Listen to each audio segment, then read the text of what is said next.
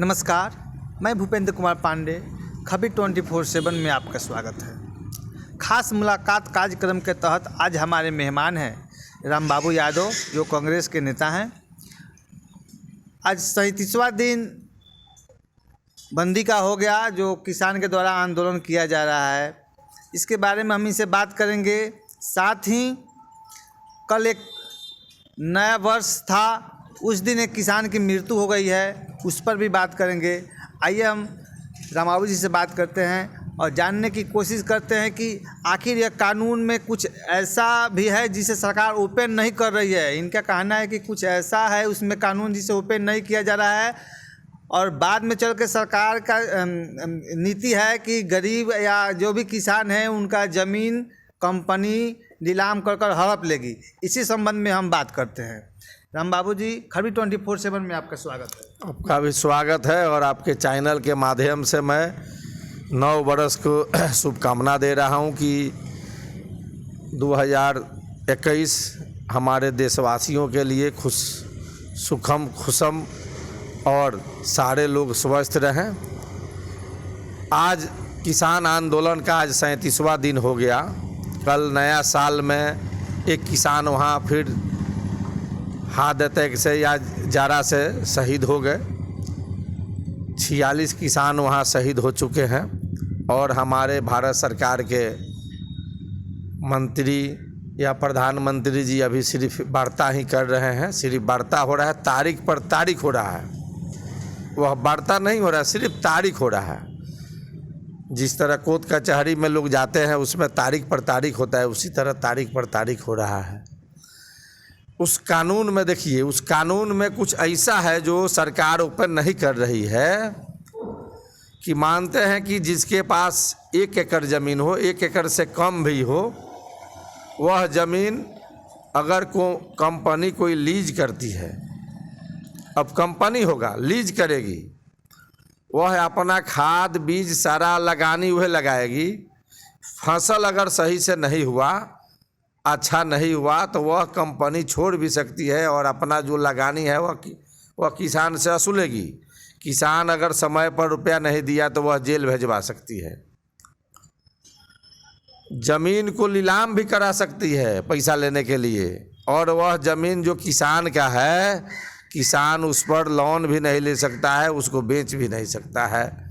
ऐसा ही कानून में है जो सरकार इसको सामने नहीं ला रही है। आज हमारे हरियाणा और पंजाब, उत्तराखंड, वहाँ के किसान काहे खुशहाल है। हमारे बिहार के किसान और यूपी के किसान से ज़्यादा वो लोग खुशहाल है कि वो लोग जो सरकारी जो मूल रेट है उसी रेट पर अपना जो भी होता है उस पर वह बेचते हैं। आज हम लोग यहाँ धान औने पौने दाम में 1000-1100 रुपये लोग बेच दिया। 1868 रुपया मूल है। लगभग 85 से 90% किसान बेच चुका धान 1000-1100 रुपये में। और वहीं चले जाइए हमारे पंजाब हरियाणा में कि वह जो सरकारी जो रेट है उसी रेट पर वो लोग बेचा है।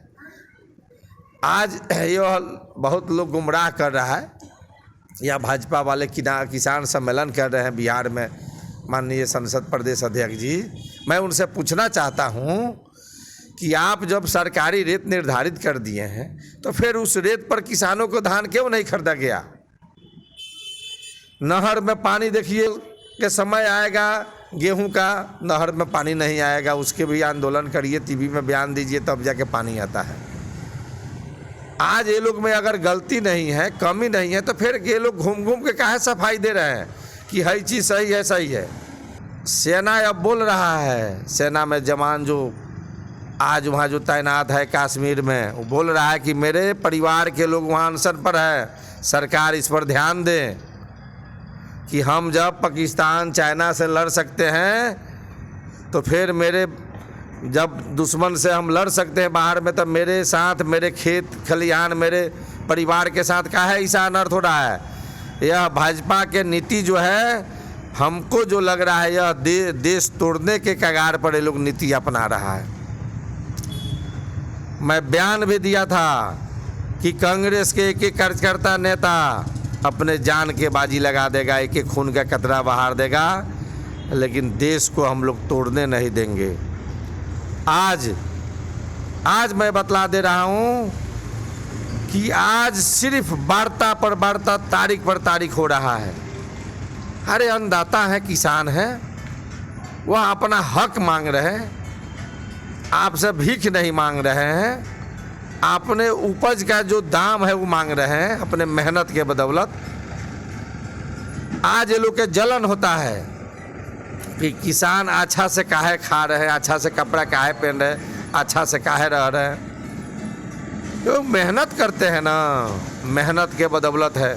मैं बिहार में बतला रहा हूँ, कौन जो बड़े बड़े बिजनेसमैन हैं, दुकान वाले हैं, वो लोग को छोड़िए, गांव में जो भी लोग हैं, 2 कट्ठा 4 कट्ठा 1 एकड़ 2 एकड़, सारे लोग किसान हैं। अभी लोगों को समझ नहीं आ रहा है। आज हम लोग 20 रुपये 21 रुपये जो आटा कीन रहे हैं, अगर यह कानून अगर जो लागू ये लोग कर दिया गया, अगर यह रहेगा, उस आटा को आपको 45 रुपये 50 रुपये लेना होगा। अब मजबूरी में लोग लेगा। जिस तरह से आज आलू किसान के घर में था तो 2.5 से 3 रुपये किलो, आज 50 रुपये किन के खा रहे हैं ना। आज इतिहास उठा के देख लीजिए जी, कभी ऐसा आलू का दाम बढ़ा था? हमने तो करीब 40 वर्षों से हमको अनुमान नहीं है जो कभी आलू का रेट ऐसा हुआ होगा जो 50 रुपये किलो। कुछ कम हो गया है अभी थोड़ा बहुत। अरे 2 4 5 रुपये अगर कम हो गया तो इसे नहीं ना है। आलू कितना ही महंगा होता था, 10 से ज़्यादा 12 से ज़्यादा नहीं होता था, लेकिन ये 45 रुपये 50 रुपये आलू, वो अब नायका निकल गया। 2 रुपये 2.5 रुपये किसान के घर में। फिर आप देखिएगा कि 1 महीना के बाद आएगा तो उसी तरह आलू हो जाएगा। किसान के हाथ से जब निकल जाएगा तो उसी तरह महंगाई तो इस ये लोग से कंट्रोल नहीं हो रहा है सरकार से। और ये जान लीजिए, यह एक आदमी को सोचना होगा। यह सिर्फ अब किसान जो है, किसान का लड़ाई नहीं हो गया है, जिसके पास खाने वाले लोग को ज़्यादा सोचना पड़ेगा। और एक चीज़ और मैं आपके चैनल के माध्यम से बतला देता हूँ कि लोग कहता है कि मुट्ठी भर किसान। जब देश आज़ाद हुआ था उस समय भी 20 से प्रतिशत लोग ही आज़ादी में भाग लिए थे, 75% लोग खाली देखते थे। आज जब वोट होता है, कई प्रतिशत, 100 में आपको कहीं 62, कहीं 61, कहीं 59, कहीं 58% वोट होता है। तो लड़ाई 20% लोग लड़ते हैं और फायदा होता है सारे समाज को। इसीलिए सरकार इस चीज़ को हल्का में न ले। लड़ाई 20% लोग लड़ते हैं और वह हकीकत में पहले तो ये लोग मानने के लिए तैयार नहीं थे कि वो किसान नहीं है, नक्सली है, तो खालिस्तानी है, तो फलना है, तो चिल्ला है। लेकिन आज ये लोग मानना शुरू कर दिए। अब ये लोग कह रहे हैं क्या, वो तो सिर्फ पंजाब और हरियाणा के लोग हैं। लेकिन मैं बतला देना चाह रहा हूँ कि आप देखिएगा 4 तारीख के बाद में कि लगभग 25-30 राज्य से वहाँ लोग वहाँ पहुँचेंगे।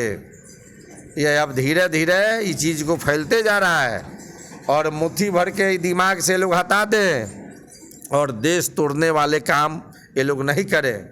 एक और रक्सकौल का समस्या है, जो वो रेलवे कॉलोनी में से लोगों को हटाया गया था, जो रेलवे का ज़मीन था, उस पर अभी तक कुछ वह रेलवे कॉलोनी नहीं है, रेलवे के अंदर दुकानें थी और वह दुकान लगभग 40-50 वर्षों से थी, कोई 2 दिन 2 महीना 4 महीना से नहीं थी। मैं यही पूछना चाहता हूं आपके चैनल के माध्यम से कि माननीय सांसद जी, भाजपा के प्रदेश अध्यक्ष जी, आपके क्षेत्र में 170 लोगों को उजाड़ दिया गया, गरीब को, खोइचा वाले को, ठेला वाले को, चाय वाले को, पान वाले को, होटल वाले को। आप कहाँ हैं? आज इस बापू के धरती चंपारण में उजाड़ दिया गया लोगों को, भीख मांगने पर वो लोग को आप लोग मजबूर कर दिए। क्या यह मतलब कि सबका साथ सबका विकास है नारा है? और उस जमीन को बड़े माफिया को, बड़े अरबपति आदमी को औने पौने दाम पर रेलवे के द्वारा लीज कर दिया गया। और इसमें मैं पुरजोर कह रहा हूं कि माननीय सांसद महोदय का इसमें मिली भगत है, इनके हिस्सेदारी है, इसलिए ये चीज़ यह नहीं बोल रहे हैं। हम कह रहे हैं कि जो आज 50-40 वर्षों से उस ज़मीन पर अपना गुजर बसर कर रहा था दुकान करके, रेलवे का रसीद भी है, उसका टैक्स भी देता था। तो ज़मीन को जब लीजे करना था उसी आदमी को करते, छोटा छोटा टुकड़ा में कर देते। आज 2.5-3 एकड़ ज़मीन जो एक आदमी को आप कर दिए हैं, उसमें 10 बाई 10 का रूम बना के एक एक आदमी को दे देते, जिससे वो लोग का भी अपना पालन पोषण चलता। संसद महोदय इस पर चुप्पी तोड़िए। और मैं रेलवे प्रशासन से भी मैं आग्रह करना चाहता हूं और सावधान करना चाहता हूं कि यह रक्सौल की धरती है, बापू की धरती है, चंपारण है। रक्सौल में जब आम जनता जब उतर जाती है आंदोलन पर तो वह नहीं रुकती है। जैसे क्लिंकर के मामला था तो 29 घंटा यहाँ से लेके दिल्ली तक मामला हिल गया था, वो मामला क्लियर हुआ। ऐसा ना हो जाए जब पूरा शहर सड़कों पर आ जाए, अब बाद में सारा इसका जवाबदेही प्रशासन को होगा, रेल प्रशासन को होगा। इसको अविलंब रद्द करें और वह गरीब गुरबा लोगों को जो उजारा गया है उनके नाम से सेटलमेंट करे, छोटा छोटा टुकड़ा में। एक और यहाँ समस्या है, बीजेपी के अध्यक्ष हैं बिहार के, उनके क्षेत्र में आज भी एयरपोर्ट पे ट्रैक्टर लैंड कर रहा है का, लेकिन मानते हैं अगर किसी कारणवश उस एयरपोर्ट को यदि चालू कर दिया गया तो जो कल हजारों की संख्या में लोग पिकनिक मनाने के लिए हवाई अड्डा में गए थे, तो लोग कहाँ जाएंगे पिकनिक मनाने के लिए? और पिकनिक मनाने के लिए बहुत सारे जगह है यहाँ, नया साल मनाने के लिए बहुत जगह है। अगर वह एयरपोर्ट अगर चालू हो जाता है तो सबसे बड़ी बात है कि हजारों लोग के तो रोजगार मिल जाएगा वहाँ, तो जो आमदनी हो जाएगा तो पिकनिक तो कहीं मना लेंगे। ये लोग से नहीं ना होगा, ये लोग सिर्फ भाषण देंगे। और इतना ही जान लीजिए, अनुभवहीन और सिर्फ चुनाव जीत जाना इनके लिए विकास है। एगो ऐतिहासिक कार्य बतलावे ना, तीसरा टर्म है इनको संसद हुए, इनके पिताजी तीसरा टर्म है। एगो ऐतिहासिक काम बतलावे कि इन्होंने कोई किया हो। क्या आपने कभी देखा है कि एयरपोर्ट के ग्राउंड पर धान और गेहूं रोपा जाता है? ये सब कमी है, ये तो कमी ना है लोग के, डबल इंजन सरकार की यह कमी है। आज दरभंगा चालू हो गया, वहाँ के लोग खुशहाल हो गया, इंटरनेशनल जगह हो गया है रक्सौल। यहाँ तो आपको माने फ्लाइट पर फ्लाइट आएगा, लेकिन ये लोग ही नहीं। देखिए विकास के काम ये लोग से मैंने सोच लेना, समझ जाइए कि वह दीवाल में माथा को अपने पटक देना है। ये लोग से जो भी बात करना हो तो बात करिए ना, धर्म पर बात करिए, राम पर बात करिए, हिंदू मुस्लिम पर बात करिए, भारत के बात करिए, चीन पाकिस्तान के बात करिए, तो उस पर ये लोग का मजा आएगा और उस पर ये लोग बात करेंगे। नेपाल का बात नहीं करेंगे, नेपाल के बात नहीं ना करेंगे। जो बेटी रोटी से सदियों से हम लोग के आता था, आज नेपाल हम लोग के उपाय कर रहा है, लोगों को मार रहा है, पीट रहा है, बेइज्जत कर रहा है। ये अधनी नेपाल, ये लोग सही से देखिए विकास के मामला पर कोई बात मत करिए।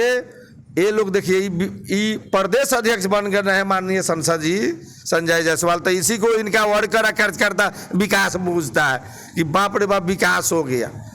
अरे विकास हो गया तो विकास तो करो। रक्सौल ऐतिहासिक जगह था, व्यवसायी शहर था, व्यवसायी शहर के नाम से रक्सौल को जाना जाता था आज 70-80 बरस पहले से।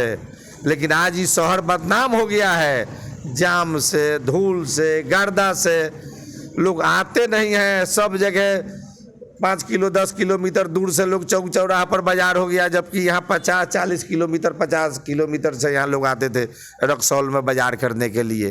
देखिए ये लोग से कुछ नहीं होगा। मैं इनको भी आगाह कर देना चाहता हूँ कि अगर आपका मिली भगत है वह रेल वाला में, तो उसको मैं आपको उजागर कर दूंगा। और रेलवे अधिकारियों से मैं कहना चाहता हूँ कि इसको रद्द करिए और जो गरीब गुरबा के है उस कुछ और लोग को भी करिए।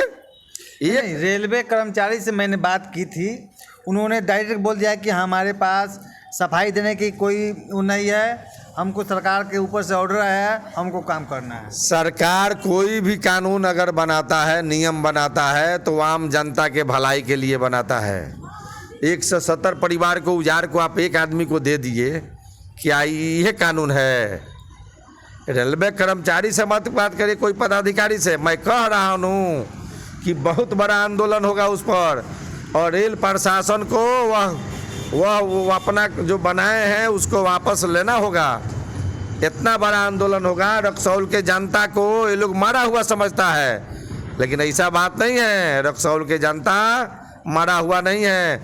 जब जाग जाती है तो बड़ा से बड़ा मामला को सरकार को झुकना पड़ता है और मनवा के छोड़ती है। रक्सौल के जनता इसके लिए जागेगी और हम लोग जगाने के काम करेंगे और 170 परिवार के साथ साथ और लोगों को हम लोग इंसाफ दिलवा कर रहेंगे।